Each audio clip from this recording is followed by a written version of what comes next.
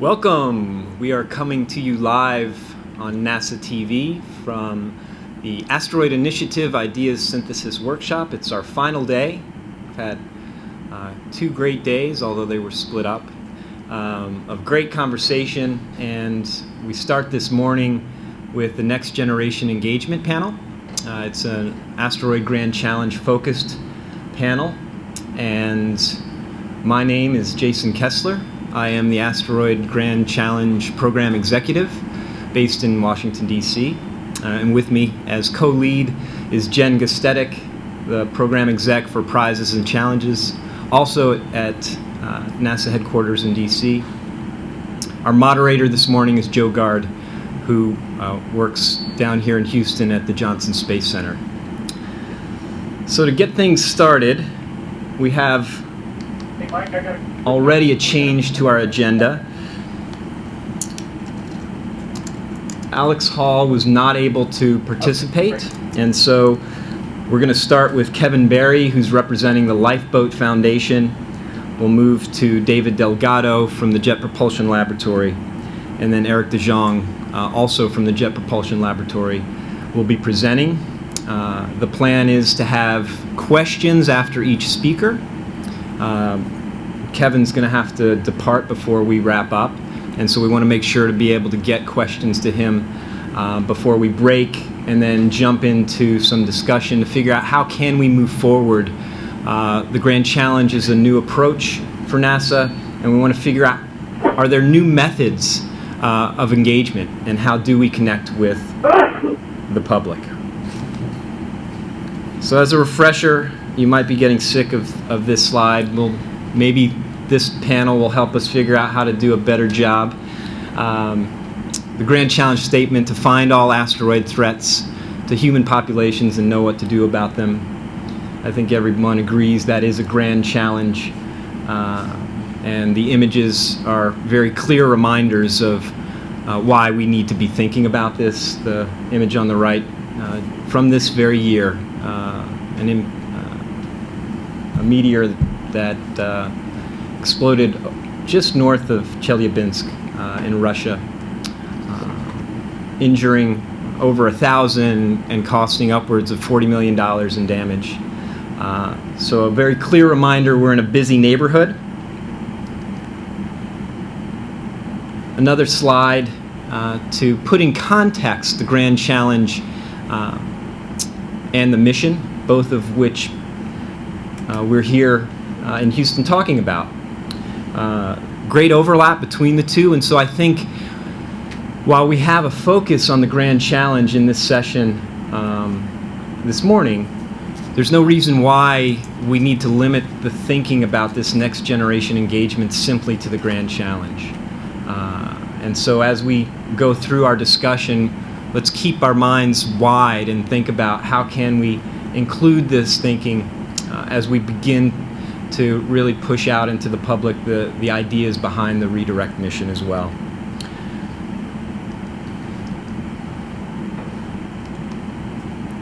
So, some desired outcomes for this morning.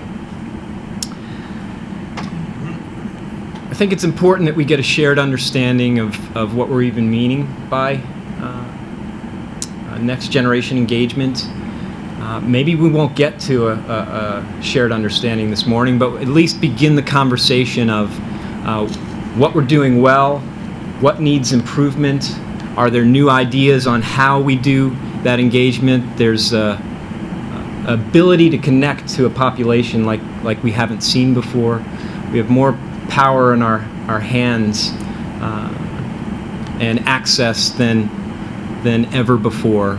And there are ways that we can start thinking about the work that we do and connecting it to the people that are kind enough to pay taxes so that we can even do this work. And so I think it's important that we really start to think broadly about what this looks like. Want to look at any barriers that we might face. We are government after all, and so with all the goodness that comes with that, we do have hurdles that we have to overcome. And so how can we creatively think our way through adapting with the world that's changing around us? We'd like to prioritize and get some next steps. It's important. This is the second of the Grand Challenge public conversations that we're really having. We had a great one yesterday around crowdsourcing and citizen science, and anticipate this is really just the beginning. We have a year ahead of us at least of planning and co-creating and collaboratively designing an implementation plan for the Grand Challenge. And that's what we hope to do here. We also have a wiki that we've started collecting the ideas of the crowd. You can see the URL up there.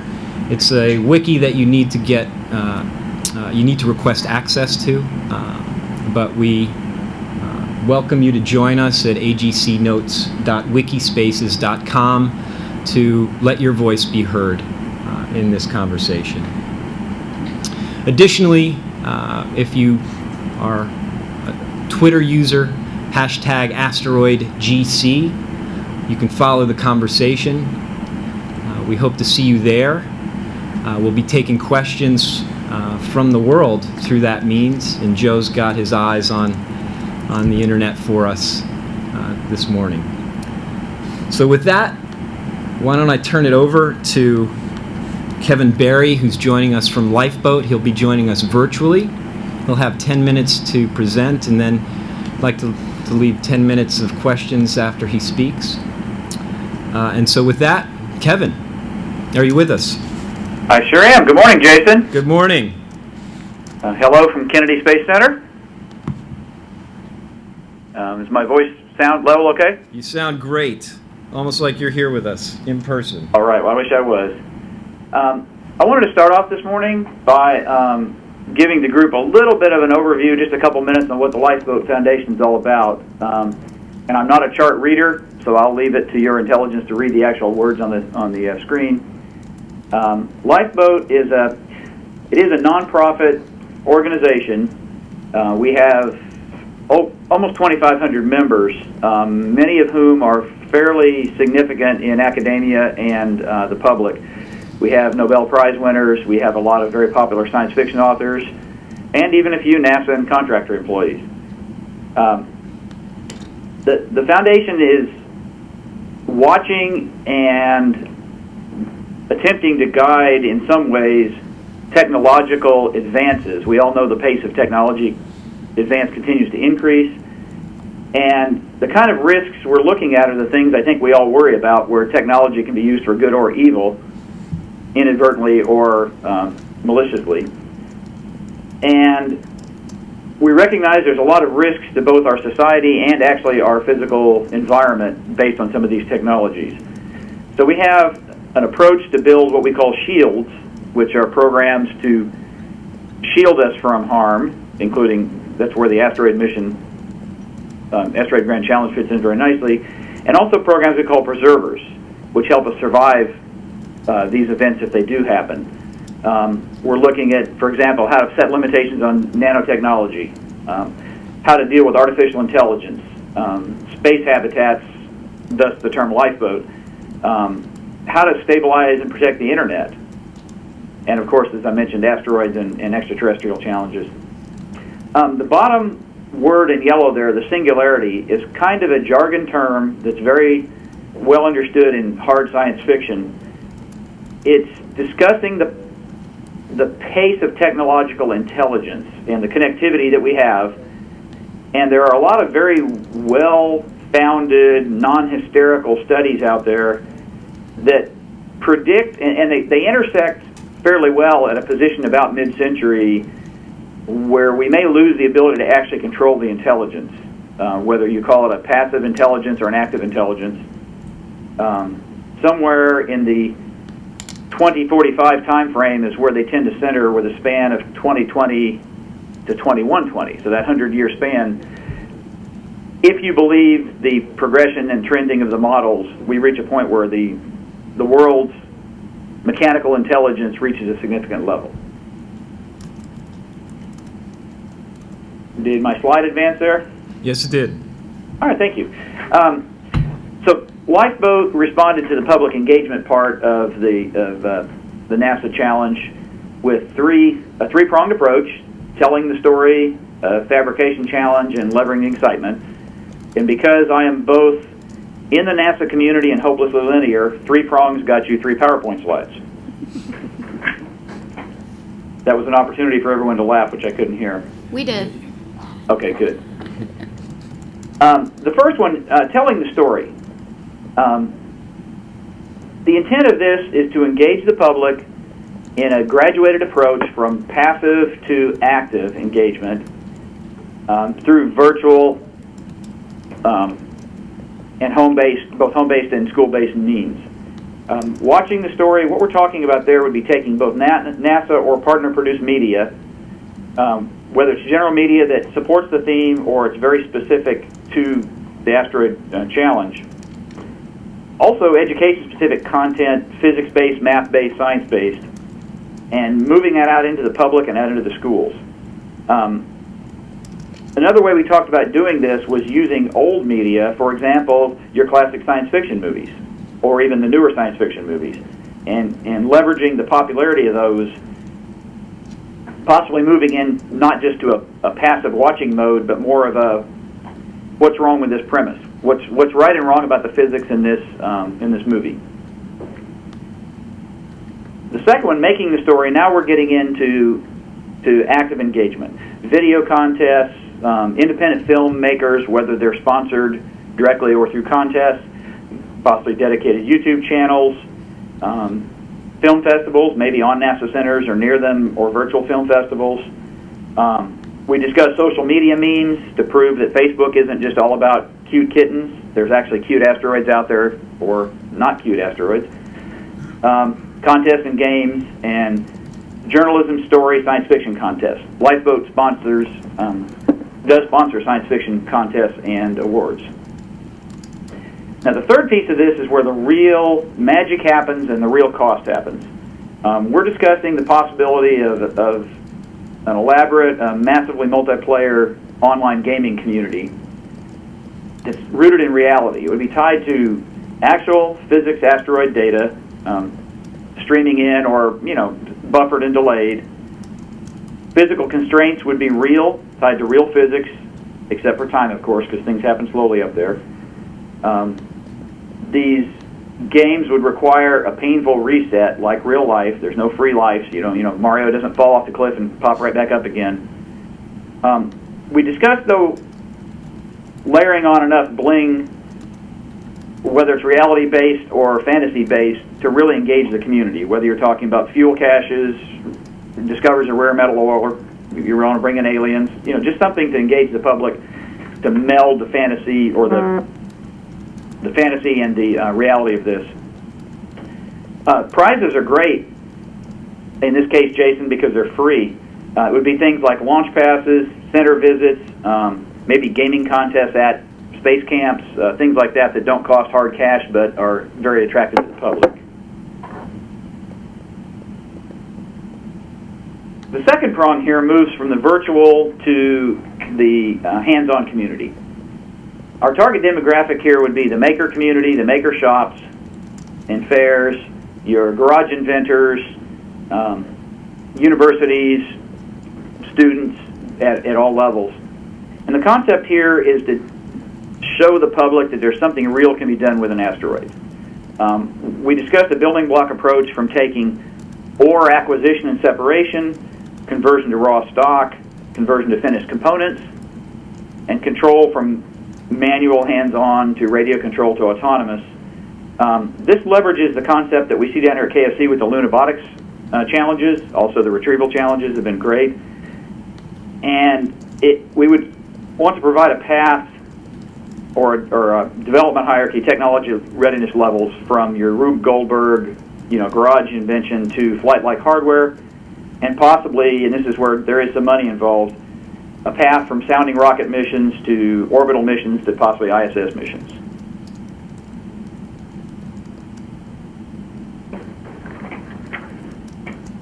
The third piece of this is another engagement approach, which is really an adjunct to existing things NASA is already doing. For example, NASA has sponsored an Odyssey of the Mind program or project for years. Every year of the 5 problems, one of them is a NASA-sponsored problem. Obviously, NASA is heavily involved at the community and agency level on FIRST robotics. And so the approach here would be for Jason to go to his fellow executives and persuade them to include asteroid-themed problems in their annual events. So that about wraps up the overview of our approach. And Jason, I guess it's back to you for questions and answers. Thank you so much, Kevin. Joe, do we have anything coming in yet? Okay, let me start. We have, please. And Jason, your audio is a little weak, so I may have to ask you to repeat. Okay, we're throwing the mic out to the audience. I was just wondering, does Lifeboat already have a relationship with NASA? Have we done anything in partnership before? Is there something? No, we haven't on a formal level. We have lots of memberships engaged in different ways, but we haven't done any actual partnerships.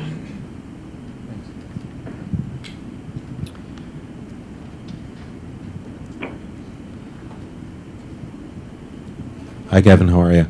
Can you go back to slide 3? Absolutely. The telling the story slide? Yeah, that's right. So in your last box, the Living the Story one, where you had the piece about game or role-playing game or any kind of video game with real data, have you looked at partnering with Kerbal Space Program and perhaps doing an asteroid module with them? No, we haven't, but that is certainly the kind of idea that we like coming out of this workshop. Jason has my email address, so if you'd like to do a little paragraph on that and send it to me, I'd love to get that discussion going. Excellent.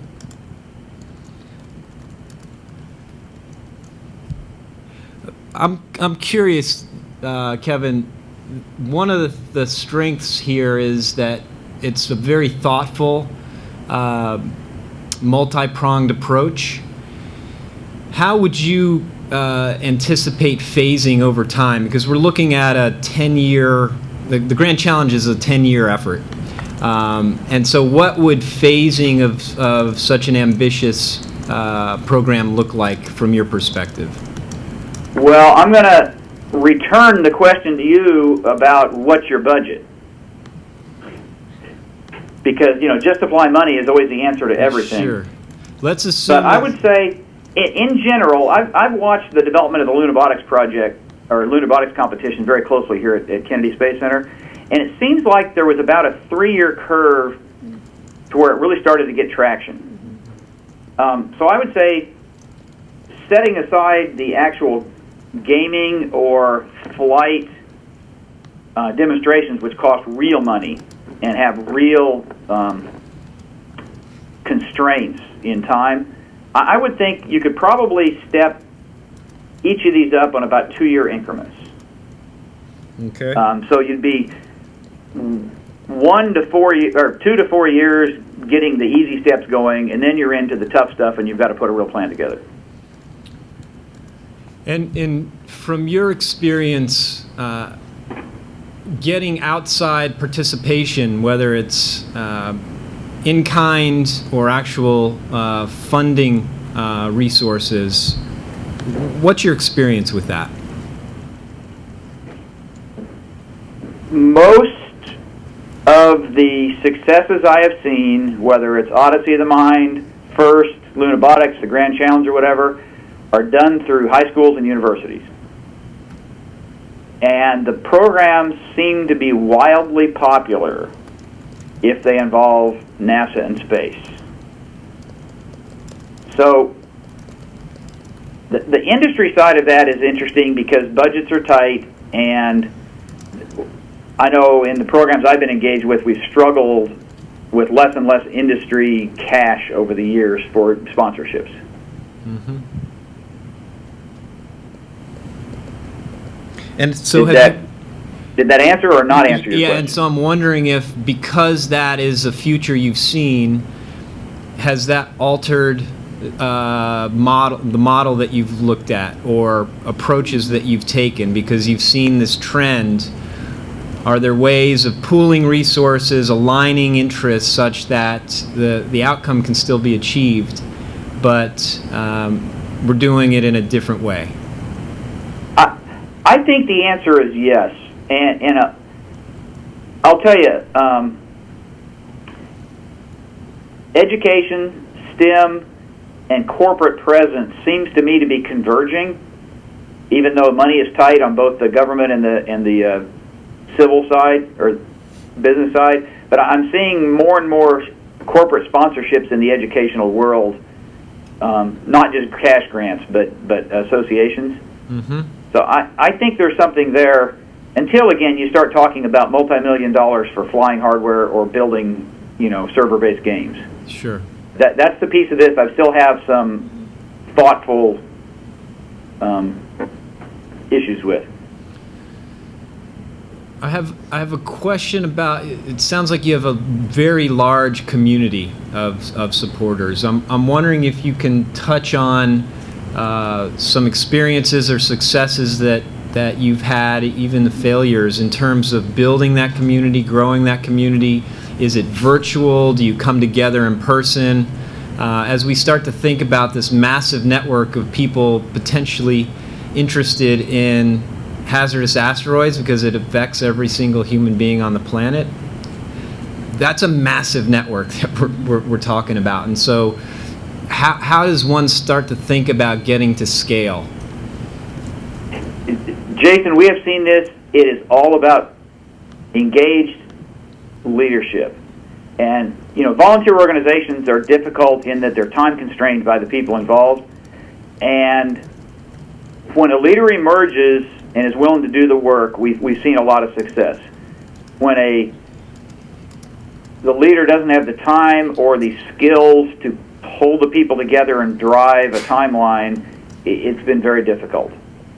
So I really think this is a case of, if you have volunteer leadership, they have to be able to devote a significant amount of time to these efforts. If there's a way to have a kernel of paid leadership and engage a volunteer community, I think it can be done. Okay. We have a question from the audience.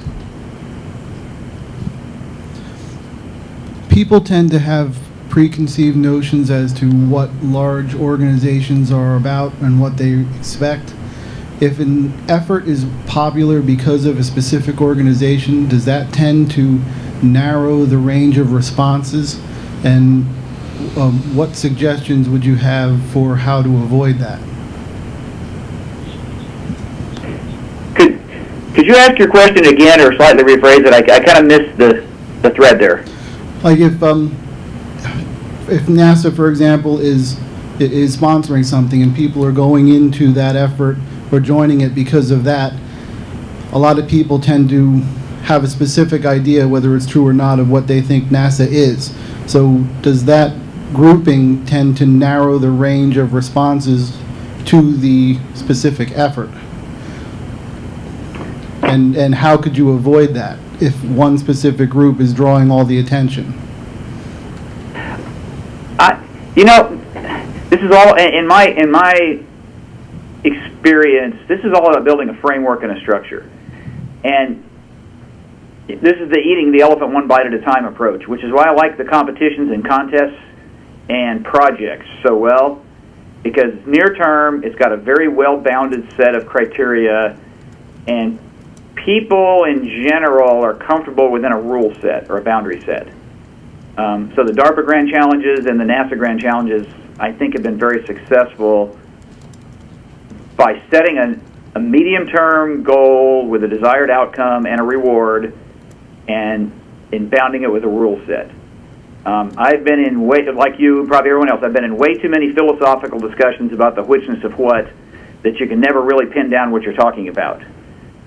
And so if you don't have a tangible expectation and outcome, that's I think maybe the leverage to make all these things happen.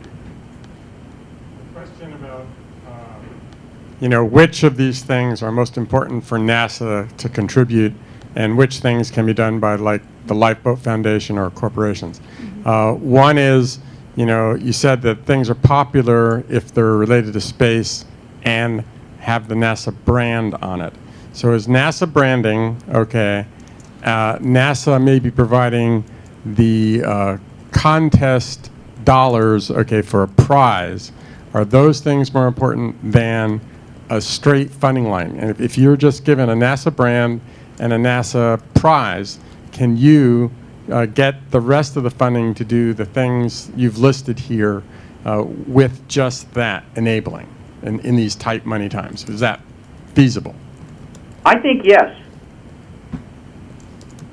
I think yes. Now, again, I get to the point of I am not a IT type and I'm not a gamer type, but I'm a project manager by trade and program manager, and I understand how these projects can go on the reef. And I am in the business of launching things in space, and I understand the expense involved with that, and I've worked with students a lot on that. So again, I think that your video contests, your book contests, your maker challenge kind of things can be done exactly the way you say. And until you cross that threshold to really get into real hardware and software, that's where like I said, I continue to chew on that one.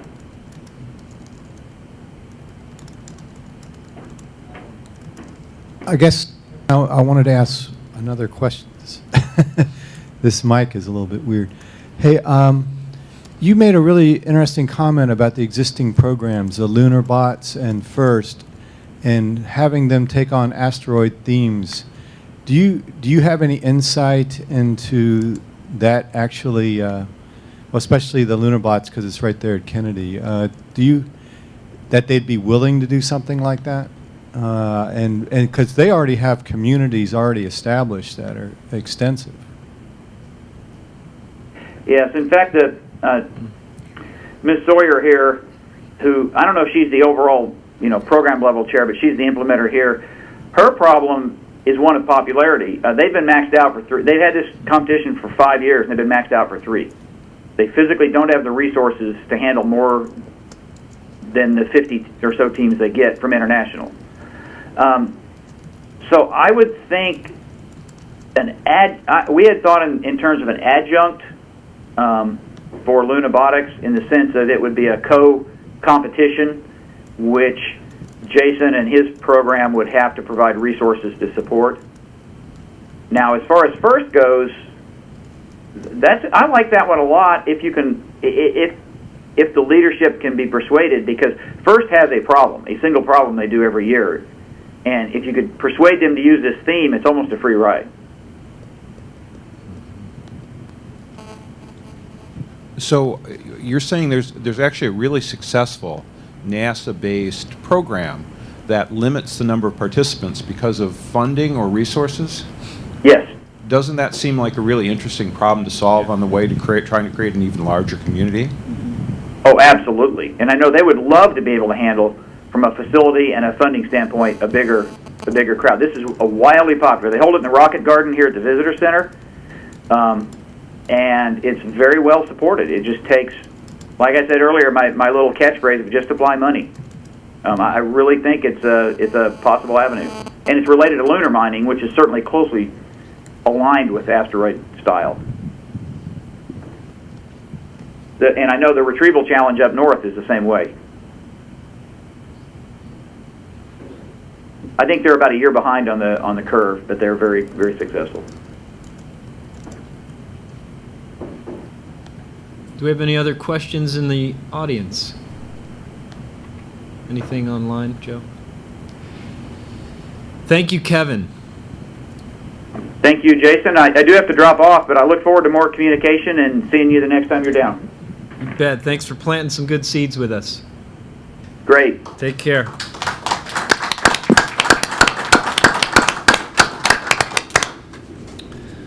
All right. Next up, we have David Delgado from the Jet Propulsion Laboratory. Clicker. Yes, great. Thank you. Hello, everyone. Really nice to be here. My name is David Delgado, and I'm here to talk a little bit about 2 tools that are existing tools, Eyes on the Solar System and Asteroid Watch. and potential ways to enhance these tools to really sort of deepen the interest of people who are already participating with them in relationship to near-Earth asteroids, but also broaden the reach of people who are working with this, so we can bring more people into the community. These tools have been proven to be really powerful in the areas of visualization and in communication. And so our proposal was based on different ways to sort of bring new things to these tools. First, I'd like to go into Eyes on the Solar System, and what we're seeing here is a visualization.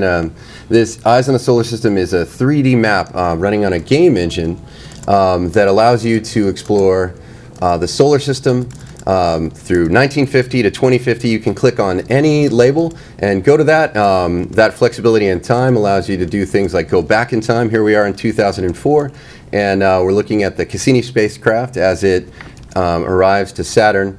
Now this is reconstructed engineering data, and so what you see is actually what happened. We can add some visual controls here. Pull way back, you see the constellations. Pull even farther back and see some of our farthest out spacecraft.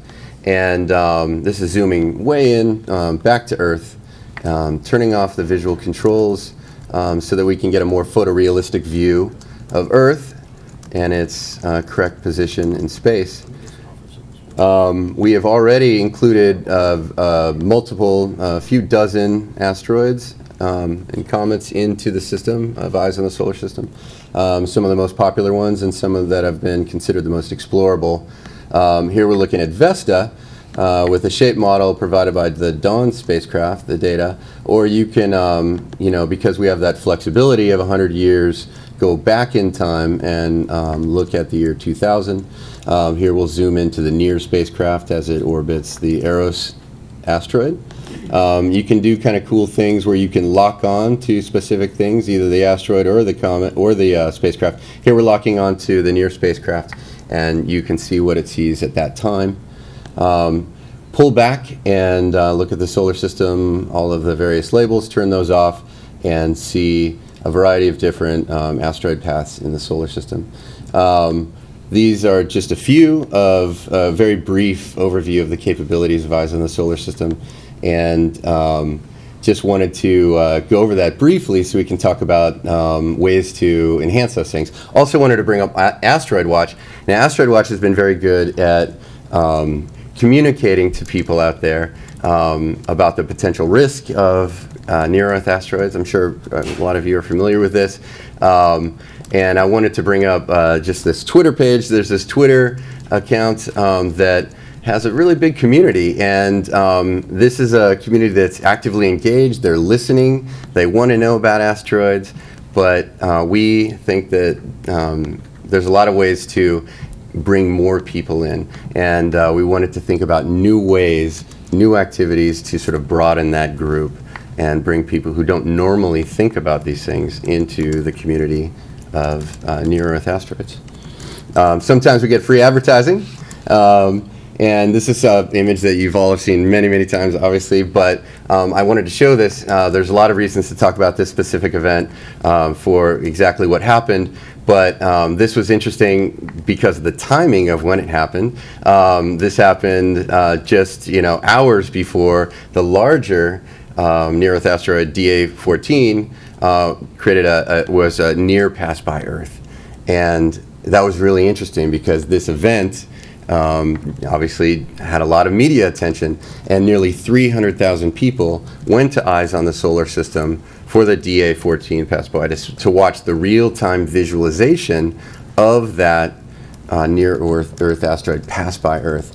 And because Eyes on the Solar System is a 3D map that can go backwards and forwards in time, that visualizes things that you can't see necessarily, like the DA14 pass by, makes it a really good tool for telling stories and to tell visual stories. And so we wanted to just think about what you could do with that. If you could just start with simple things, from simple going to sophisticated. What are asteroids? You know, a lot of people, if we want to bring in a larger community, some people don't think about these things. So let's start with the basics. What are near-Earth asteroids? Which ones are considered dangerous? Which have the, maybe we could take a tour of the solar system and look at Earth and Moon and Mars and look at the impacts that asteroids have had, and which ones are the most interesting, which ones are the largest. Let's compare those things. Maybe we can pre-visualize or do more sophisticated things like pre-visualize asteroid encounters, maybe redirection concepts. This idea to look forward in time is also an interesting capability where we can think about how things may happen in the future and visualize those things so we can get people interested in what may happen. Also, bringing in more data into Eyes on the Solar System will just allow more people to be more interested. If you Of course, we'd love to bring in the full catalog of the asteroid data into Eyes on the Solar System, which would be incredibly interesting, but also add multiple levels of data, like size, mass, the risk of impact, estimated value, and allow people to interact with that data in ways that they're not able to now. What if they could have user functionality to allow people to tag their favorite asteroids or follow them over time, or potentially even rate them, so that over time we can see which asteroids are of greatest interest to a large population of people. Another idea was sort of thinking about, you know, sometimes seeing is believing. And I just think that if we could see the amount of near-Earth asteroids, near-Earth objects that are around us, I don't think we would have any problem of raising interest. One of the things is that you sort of have to be at a certain level of interest and have a certain level of passion to participate in the citizen science and crowdsourcing projects that are already out there. But a lot of people aren't there yet. But what if we could show them through augmented reality apps like this? And there's certain things that exist out there using certain similar technologies like sun trackers and things, where you can look at the sky from your position and see things that are there, but you can't see them necessarily with your naked eye. Using Eyes on the Solar System capabilities, moving things in fast time, right? That would add sort of the drama of seeing things more quickly, or seeing it in real time, where you could access some of the data like I just talked about, knowing what they're called, what their mass is, their potential risk of impact, all of those things. Just being able to see those things more clearly will open up sort of a wider range or sort of an easier point of entry for people to sort of start thinking about these things, and they'll just be more available to us. And we spent a long time talking about citizen science and crowdsourcing, so I'm not going to go into this. We did a great job of talking about it yesterday. But I did want to talk a little bit about creating games, and sometimes it's just kind of cool to have fun. We're thinking, would it just be fun to take loved games like this and bring in some real data, and bring in some just the capability to have a little bit of fun and learn a little bit about asteroids, near-Earth asteroids, and the potential risks. I mean, I'm imagining with something like this, you're not going to learn a huge amount, but it's one of those things where we're talking like an entry level, multiple points of access. Yesterday when we were talking about citizen science and crowdsourcing, one of the questions that came up for me are, what are the potential barriers for people getting involved with this? Mm-hmm. And I think you have to sort of be in the group already, or have a certain level of passion and skills to be able to participate in these things. Well, I think the time is ripe to really open up multiple levels of entry, so that even if it's a fun sort of participation level like this, it might serve as an easy way to get people in the door, thinking about real data, that this is being powered by real data, and help them move upward into higher levels of participation. Mm-hmm. And so that's wraps it up for me. But I think that using these tools to engage the people that we already participating, creating new tools to bring more people in at sort of earlier levels and sort of multiple points of entry, bringing in more data, more access to different layers of data, and making some fun games out of it would be a great way to use these tools. So thank you very much. Thank you.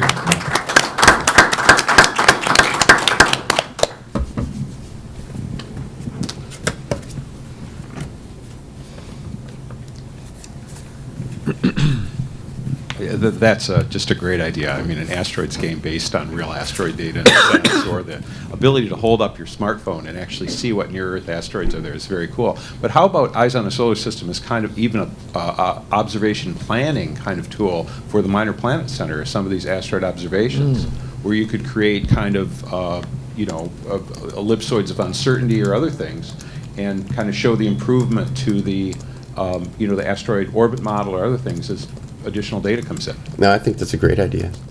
I think it's a great idea. Yeah, it's a really versatile tool. The flexibility in time over that 100-year period from 1950 to 2050, and the ability to pre-visualize things. I mean, it's just a tremendous amount of flexibility in that tool, and I think something like that's a great idea also. Yeah. Yep. Just something to bear in mind. When you got to the asteroid belt, you can stand on any one of those asteroids and not see another asteroid unless you're on a binary or ternary type body.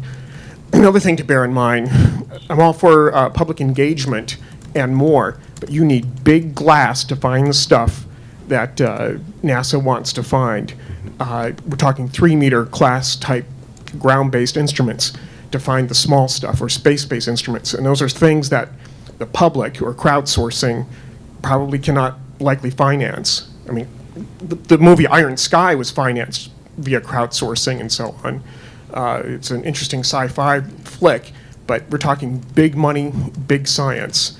And most crowdsourcing, they do not have access to that big science. We're talking $500 million or tens of millions of dollars type of a thing. So I think it's important to also bear in mind a reality check on that. You can be on any NEO and not see another one unless you're on a binary or trinary type body. Yeah, thanks. I think you are maybe referring to the last slide of the asteroids game. No, actually, the whole. Yeah. I love the Eyes on the Solar System.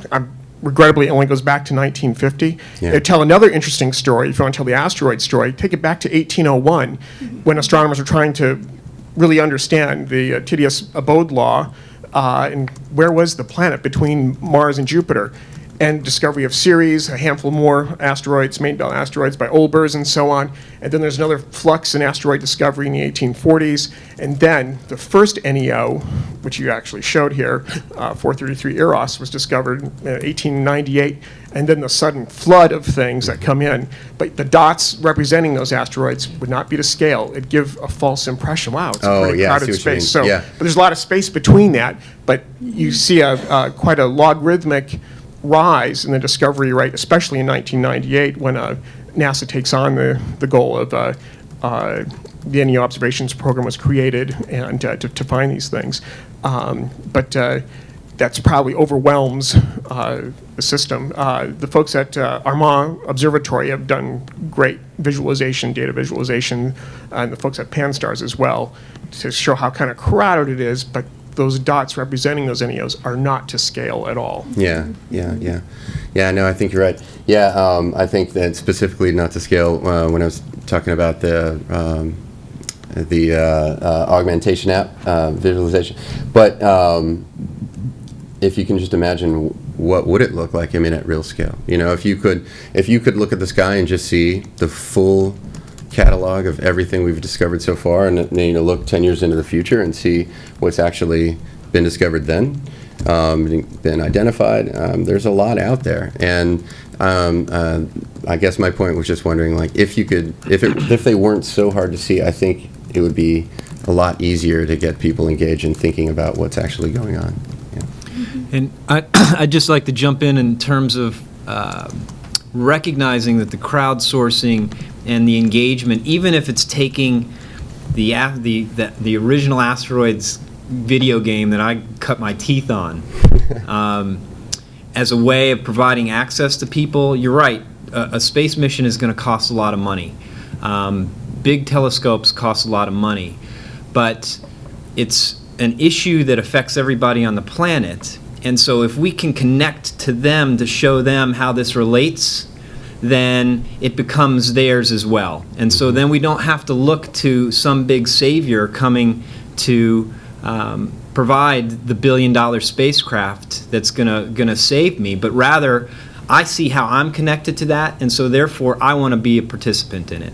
And so for me, what this discussion is really all about is we've got an incredible science community that's been working on this problem for a long time, but there's an enormous number of people out there and a cognitive wealth that we haven't yet tapped into. And so this is the first way of, well, not the first way, but it is a way for us to begin that conversation, to start to pull people in that can help us and accelerate that work and provide the meaning and the relevance for them on why Chelyabinsk is an important time in their life. And you can almost see that as the gateway drug to potentially saying, well, now how can I help? Yeah. And a large part of what we talked about yesterday in the Citizen Science and Crowdsourcing panel that many of you were at, but not all of you were at, was what actually the projectized elements are that people can contribute to meaningfully in the activity of getting more data about each of these potential hazardous asteroids, as well as helping us to, for example, improve our ability for machines and our algorithms to process the data, the tons of data these large surveys are taking in every day as they're trying to discover new objects and do tracking and characterization of those objects as well.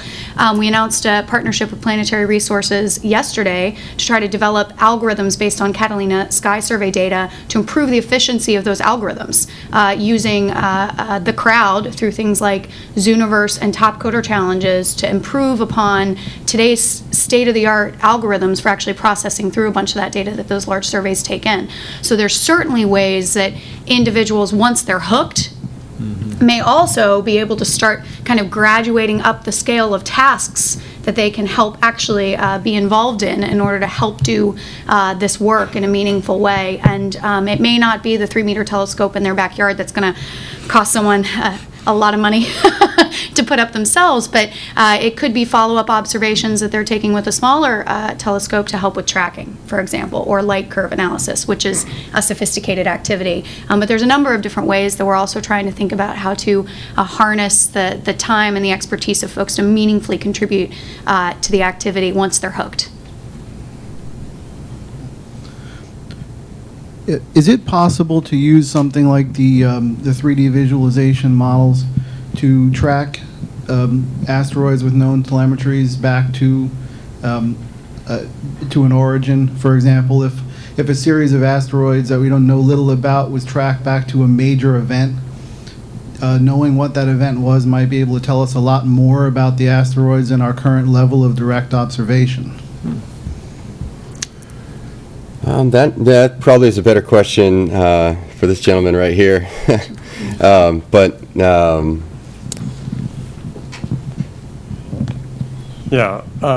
That's an interesting thought, but right now our knowledge base is not good enough to do that.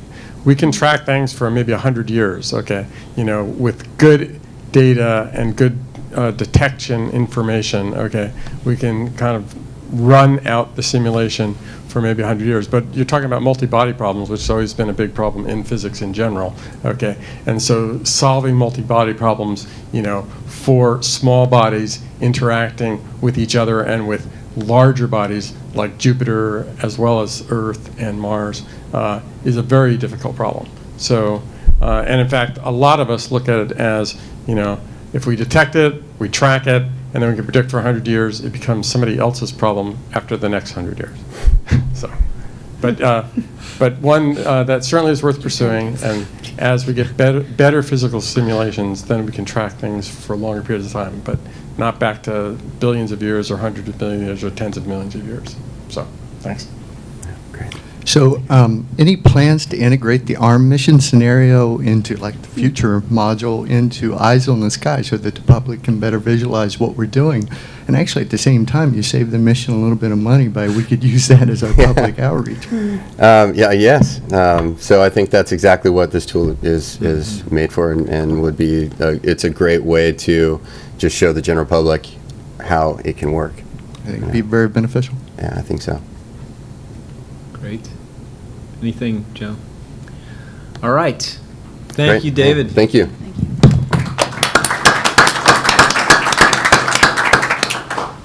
Our last presenter, Eric DeJong from JPL. Thank you very much. And basically, I'm going to talk about one very simple idea, and that's the idea of automating the creation of videos for asteroids. And in order to do that, I think I'm going to actually run a video, okay, so that'll be on time for my 10 minutes. And the idea is very simple. People love to look at movies, okay?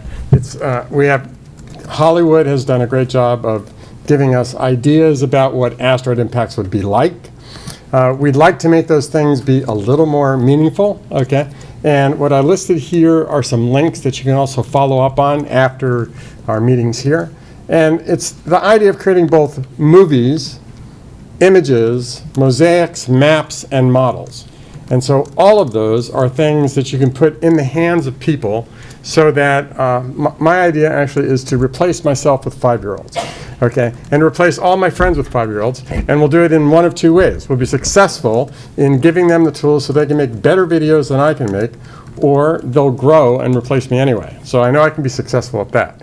So here is the idea in essence, okay, in a block diagram. Science teams have ideas about how you can either trigger things by either time, by an event, or by features.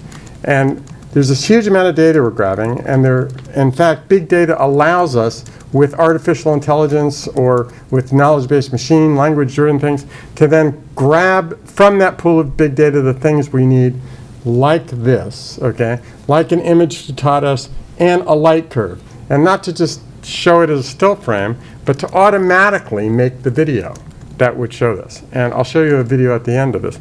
And the idea is to say, look, let's put those tools out there just like we're going to have a crowdsourcing approach to creating new algorithms. Let's actually create the software that people could use on their laptop to make videos. We also want to get an idea of our entire mission set for the asteroid missions. And we have incredible images of Earth now, so there's no reason why we can't show every spot on Earth where people are working on asteroids. And that includes the crowdsourcing stuff, but also the mission people. Where are they? What are they doing? And to actually view observatories, view the operations, and view the tools as they're being created, and put out an animation about that. But what is asteroid impacts all about? I mean, we know the kinds of killer asteroid, events. Everybody goes back to the KT kind of event. But what about just one asteroid hitting another asteroid? What kind of damage do you do? This is Castalia being hit by a 600-meter object, okay? And what does it look like? Well, the red part is like a 7 on the Richter scale, and the tan parts are undisturbed. But how do we get some of this data? As we plan missions to asteroids, we can certainly do Goldstone observations and things like that with radar, but we can also do stereo observations. If we have actually cameras on the systems that we build, then this is just an example of a 3D model of a 60-kilometer crater made from 300 kilometers above at 25 centimeters per pixel. If we also want to show exactly what the whole asteroid mission is about, we can use CAD/CAM models, but we can also use pictures to create photorealistic images. We don't have a camera watching the Curiosity rover, yet we're all familiar with watching it on TV. And the reason is we can build a model of it that we can then create a computer graphic model, and then the terrain we have beneath here is real terrain. And So here's the idea. If we observe things, collect this pool of data, we can then visualize them with these automatic techniques, and then we can embed the videos and use the models and the images and the maps and the mosaics to populate things like eyes in the solar system, and also to populate things like commercial tools like Skyscan and lots of others that people currently use in planetarium domes, so that when they're at the right place, you know, and in the moment, they can visualize things right there on the spot. And there's no reason not to do this. It's just a matter of wanting to do it. So let's look at some of the images and videos. This is a real-time video. This is how fast this thing moves. It's 75 tons of a telescope that is on Haleakala Crater, and this is used to track very fast-moving objects by the Air Force. Just for comparison, this is not an image of an antenna at Goldstone. Okay, this is a computer graphic of an antenna at Goldstone. And so when I say, you know, this is something we can do, I don't mean something we can do tomorrow. I mean, this is something we can do now, today. And so it's very difficult to tell the difference between whether I have a video camera at 4K or whether I have images at 4K. These are some radar observations taken by that antenna at Goldstone, okay? And I'm not saying I want to blur reality. I'm saying I want to take the computer graphics, when we do computer graphics, to make them as real as the photo images that we take. Here is actually the data that's returned, and this is from Castalia. It's just range and Doppler cells. Just these little blobs are what you're really returning. But from those, you can say, okay, I make a simulation, and I can try to say what kind of shape model would it take to return this range and Doppler data. And the first thing I can do is draw a little convex hull, the little white thing, but then I can actually make that model, the unique model that fits those range and Doppler cells, and get 30-meter kind of resolution from radar observations. And you may think, is that model true? And actually, when we made these models, it took us years to make the first couple, and now we can do them in real time. So here's a light curve that we produced before a set of observations were, before an epoch of observations were happened on the ground. So we predicted it from the radar observations, and then as the observations were being made, the red are optical observations done on the ground with other observatories. We collect them, and we're not perfect. See, there's one that missed right there, okay? But it shows how well this 30-meter model matches the real observations. So before that, I thought it's a great thing to use for visualizations, but I didn't have a great belief in it. But after we did a few examples like this, I think it's a very, very good predictor of what you're likely to see. And the shape model for TELUS has been updated again, and each time that we have it fly by the Earth, we take the set of radar observations and build the model and improve it each time. And those models are available just like the observations themselves are. And another question yesterday was, gee, why not have the Minor Planetary Center add images? Well, I'd like to have them add images and models so that you have one-stop shopping for models, images, light curves, videos, you know, you have it all in one place. And simulation. So this is a simulation by Eric Oshfog, again, not only showing the impact, but showing then each of other pieces of the asteroid are thrown off to become impactors themselves. So we kind of live in a cosmic shooting gallery, okay, with all these asteroids and all these impacts. And you can even see that Castalia was formed most likely by an impact itself, by two other objects together. And there's a lot of examples of that, and there's a lot of examples even on Venus and on the Moon and on Mercury where you can see that some of the impacts were dual impacts. And so people can, right now, today, with the tools we have, make flyovers of asteroids or flyovers of Mars. This is just one example of 250,000 images taken by the Mars Reconnaissance Orbiter high-rise camera. And this is just from one single image. The single image, of course, in this case is 20,000 pixels by 60,000 pixels long. And those kinds of camera systems have been available for a decade. Those are the kind of camera systems we'll have on our mission. So we will be able to see asteroids at these kinds of resolutions, both now and in the future. And I'm not ending with Mars, I'm actually ending with Juno. This is all simulated. This is simulated launch, simulated deployment, okay?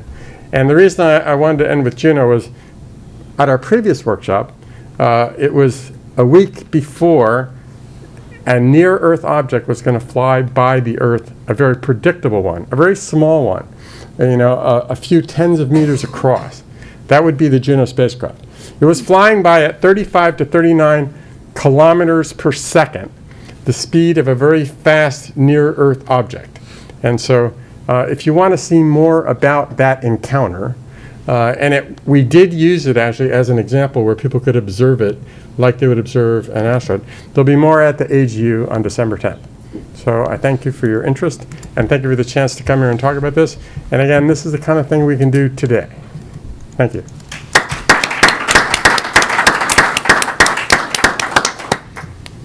Wow. Thank you, Eric. That's all.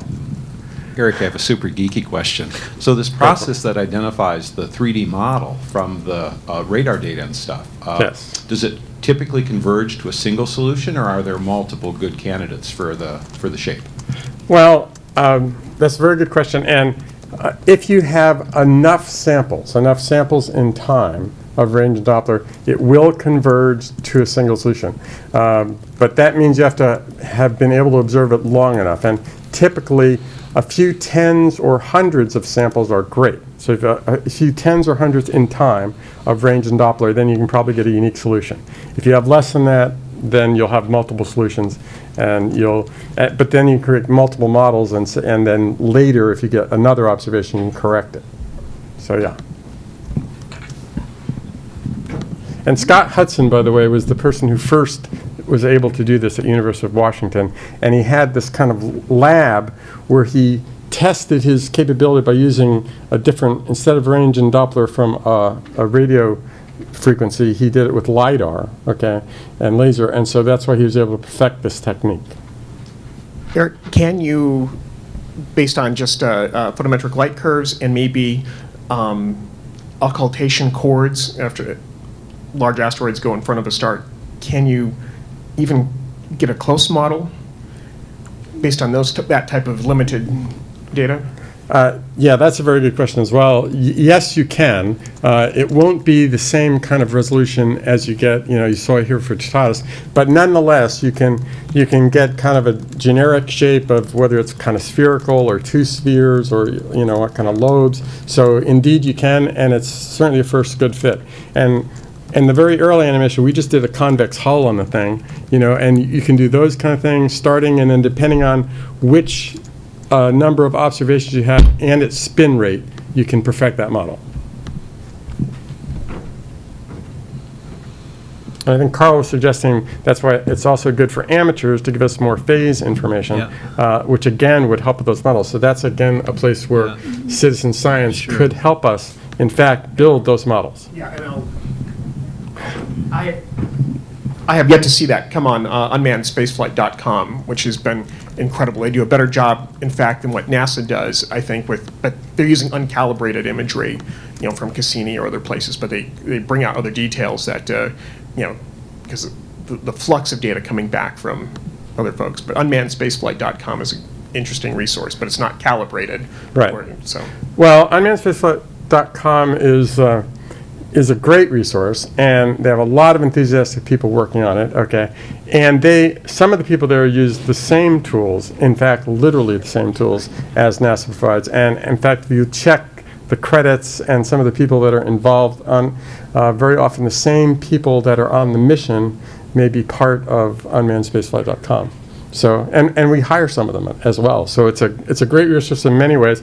And again, it's another indication where if we make the source code available with the tools, there are amateurs who are willing to go through the steep learning curve of adapting those tools and using them, and they are very professional acting amateurs.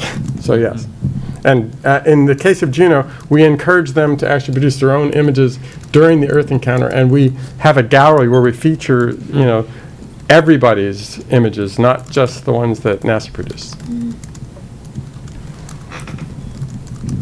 I think related to that online, there's a question on where can people find access to the models and the data to be able to participate in some of that? Yeah, actually, my second slide, which I think the slides are available, online. My second slide actually has not a full set of links, okay? I knew that David was going to talk before me, so I didn't include the eyes on the solar system because I knew he had that link. But it includes some additional ones, including ones where on a NASA homepage you have access to 3D models, many of which are the ones that were used in the eyes in the solar system, but also additional models, like models of spacecraft that you can actually download yourself and use with both commercial tools, but also with free tools as well that are available. So yes. So take a look at the second slide. And the slide should be available in about a week online. Great.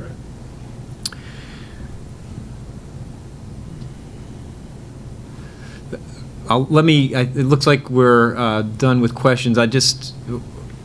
Given our conversation yesterday about crowdsourcing and phase work and light curves, this adds a whole nother layer into the power of visualization. And so one of the things that we've recognized as we think to engage the amateur community in light curve work, it's really difficult. But I think what we've seen these last two presentations, the power of visualization opens up doors and access for people that then can trigger some of the deeper work. And so to see now how things are starting to pull together and the potential overlap here is really, really exciting. I might make one last comment, and that is the Juno flyby is certainly not the only spacecraft flyby that we'll have. Yeah. Okay? And perhaps we may want to consider that these kind of flyby missions are practice runs for near-Earth object observations that can engage the public as well as professional observatories. And in fact, several people from the conference, I don't want to do justice to anybody, or injustice to anyone, but several people ended up observing Juno that were at this conference as a result of our discussions. So, fantastic. So thank you. That's great. Thanks again. Yeah. Thank you. Thank you.